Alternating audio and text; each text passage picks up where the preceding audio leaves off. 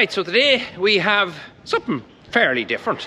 We have a quad course taking place here on the farm. I was just gone 9 o'clock. The boys are going to be here now in the next half hour. I'm going to go down and get a quick bite to eat before they do come. And we're going to horse into it. There'll be two lads here that you might, well, possibly three that you might know. 3 YouTubers. 2 from Cavan. The other lad is from Trim in County Meath. He's the son of the actual instructor who's going to be doing the whole course with us. So I'm going to race off here, get some breakfast, and then we'll get straight into it. We have a lad coming down the quad here. We'll introduce him in a minute. For starters, do you want to introduce yourselves? Well, I'm Alan. Some of you might know me. I'm from Drone Dairies, Cavan farm here, neighbour of Edville, not too far away. I am David from Sheep School. Every day is a school day. Yeah, if you're into sheep, David's the man for the sheep. With the mechanical work too, you're stuck into it all. That's it. And this young man here has a YouTube channel. So I'm Faker from Farmer Faker, so that's my father there, Andrew. So I'm from cohort training in Trim, and delighted to be up here in Cavan now with you lads doing the quad course. So it's the Lantra approved quad course. It's compulsory, as the lad said, from the 20th of this month, so only a couple of days. And yeah, I'm going to put you lads all through your paces today. Someone wants to contact you? Yeah, so we're on cohort.ie, we'll find us, and there's numbers and everything there, and we're on Insta. I'm not as good as you lads at the socials, but we're Cohort Ireland, and on Instagram, Facebook, or cohort.ie. I'll stick a link up after people want to get in contact with it for you. Great stuff. Yeah, and the same with the rest of the lads. We'll put links up. I'm sure you know them anyway, but we'll stick links up so you can go and check them out. Okay. That's around it, isn't it? Yep, so you're looking for that they're in the range, but also that they're even on all around.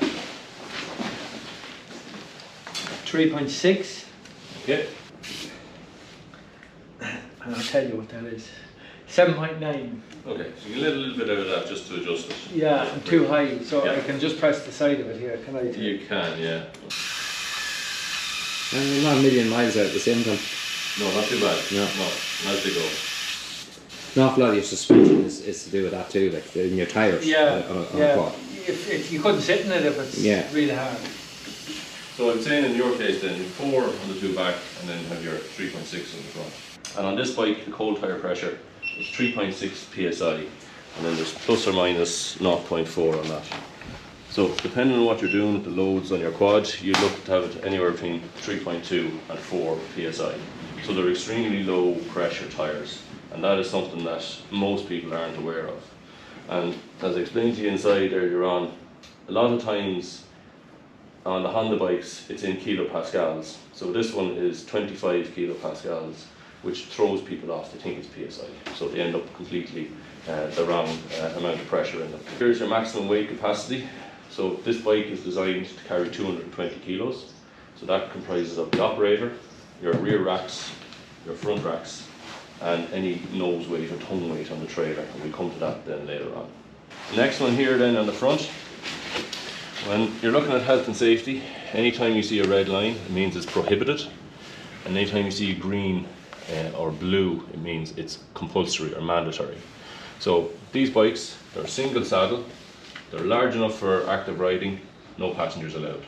If we move to the front of the bike, the maximum of this is 30. And on the back, I'm sure it'll be 60.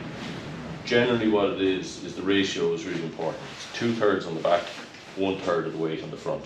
Okay?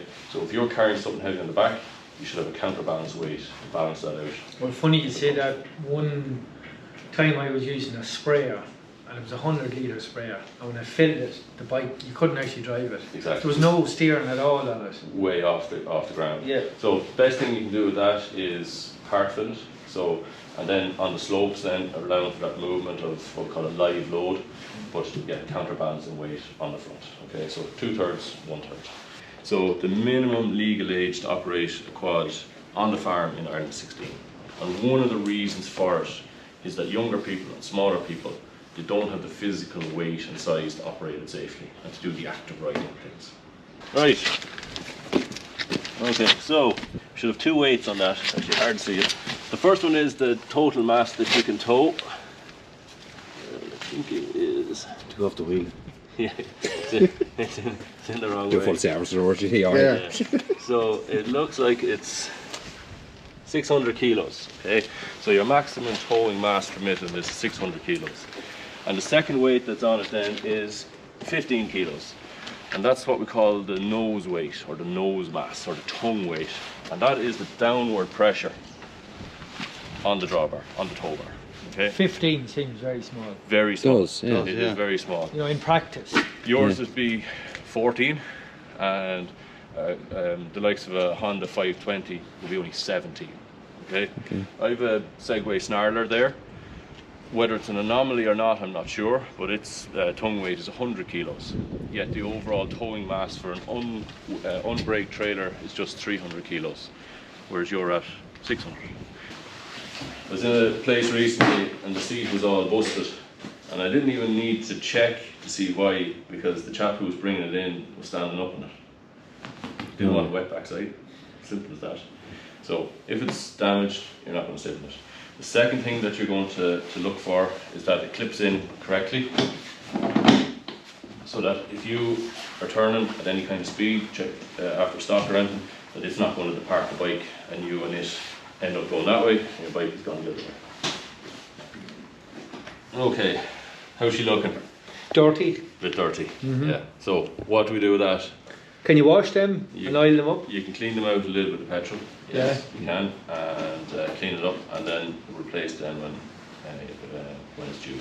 Okay, so I would say now that's. Don't be a tight half, Dave. Put a filter in, will you? New filter needed. All right. 3 cabin in the shed. Yeah? I wasn't going to make any cabin jokes. So filter required. What's the issue with the filter? She's blocked. Efficiency, power, Yeah. all down. All down. Yeah. Okay, so you're struggling to get to the top of a steep hill, and you're down a little bit of power, you might make it. So become safety critical then. Okay, so yeah, filter needed. In fairness, it's a very straight bike. Yeah, absolutely.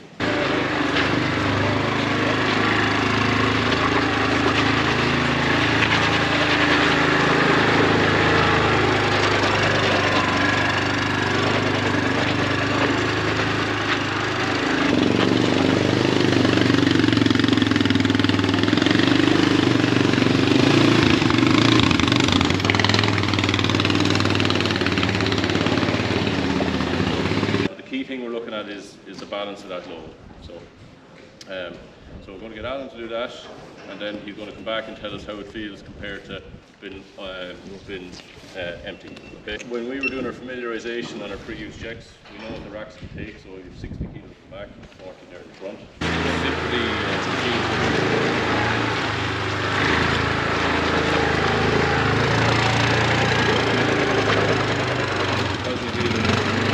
Did it feel solid? It's more solid. You take a bit less of a circle and bring it round. Yes. There's more grip on the tyres. Yeah. More grip on the front tyres, less on the back. The back, yeah. Okay. So we can even see a visual difference there, how much easier it is to turn that. Okay. What you'll find, I would ask you after you do yours, without the power steering, what kind of difference you feel. So we'll go for that next.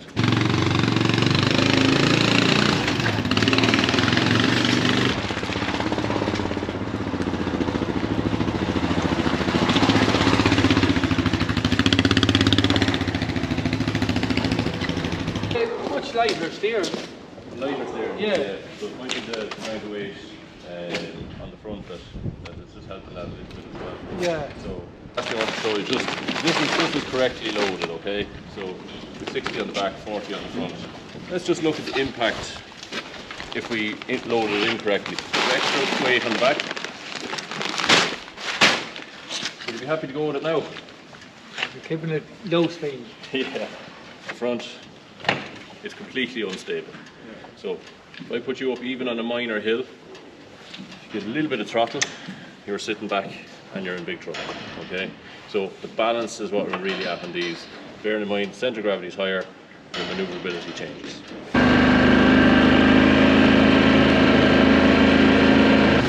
Just going to have to do our off-road assessment now, so we're up to this lovely hilly ground that we have.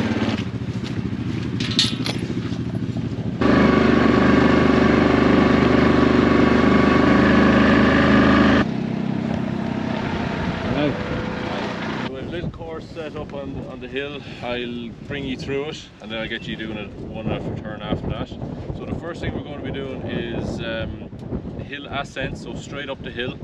So we'll be moving our weight right forward on the bike, giving as much balance to the forward on the bike as we can.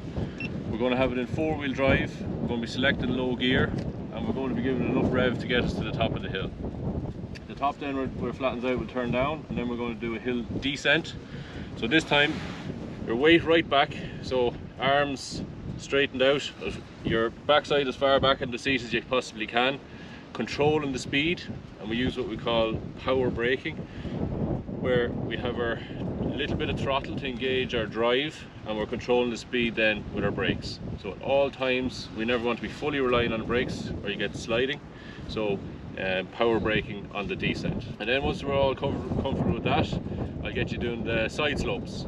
So coming from the left hand side through the 4 cones, it's very steep there because there's a little rut in the ground. So again, you're going to be moving your weight right up to the uphill side of the bike to stabilize and balance that.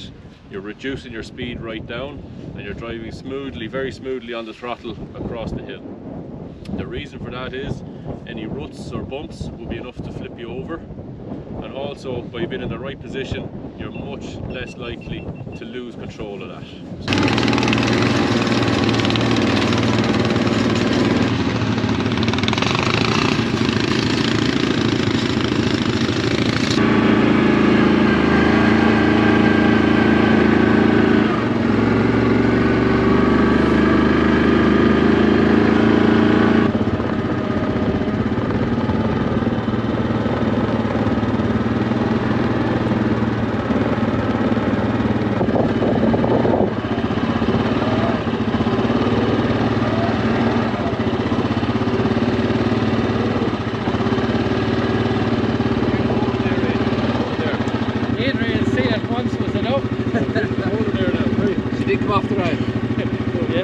If you moved across, would the bike go? Yeah. It would? Yeah.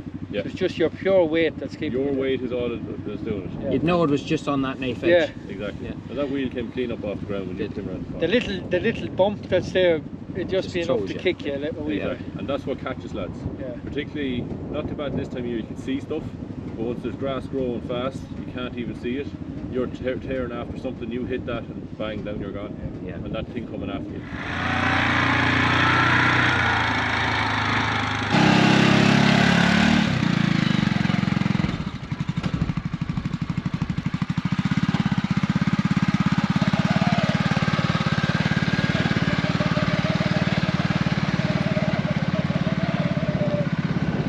There's David's turn.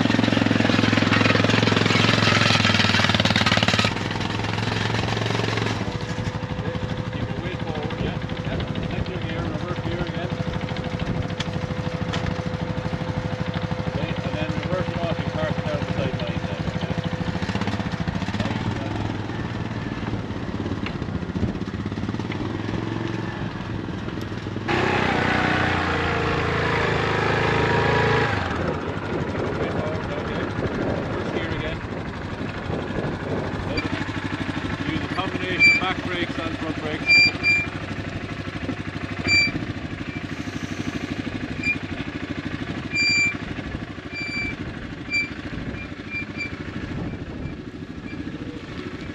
A little bit more throttle, yeah. You see when he goes light on the throttle how it starts to slide? Yeah. That's what we're trying to just demonstrate there. We're stuck in the garage now in a cold, wet Saturday evening, but we have our quad course done and we're all quad started, aren't we? I think we are. All passed, yeah. So we're all good to go. So I want to thank the guys for coming.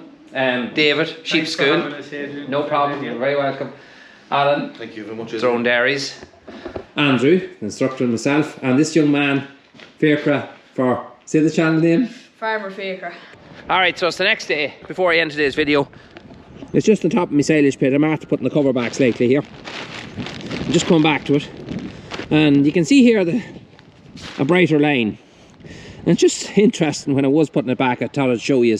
Them lines there is where the bag's set, which is lovely, bright, nice colour. This is darker, not rotten, but darker. Just where there wasn't the weight. There's still a bit of waste over there in that corner. and a bit of waste over in that corner, but I can see that it's disappearing. It's moving tighter to the wall as we go back. So we haven't very little of our pit used. You can see the lane there. We've only took the front of it off. We're not just fully finished taking the front of it off, but the silage otherwise, yeah, that's, can't complain too much about that. In the next video you're going to see, well, there's two of them actually. We have a bit of animal work to be done just to finish off getting animals in, and we have an animal that had a very peculiar illness, something I've never seen before. We did manage to find a cure for it, which might help you if you see something similar. And then we're going to get into this machine. We're going to pull off the rams in the front, all of them, and we're going to try to get this yoke that you can start and run and do a bit of work fairly soon. So that's all coming. Till the next one, thanks very much for watching. See you again.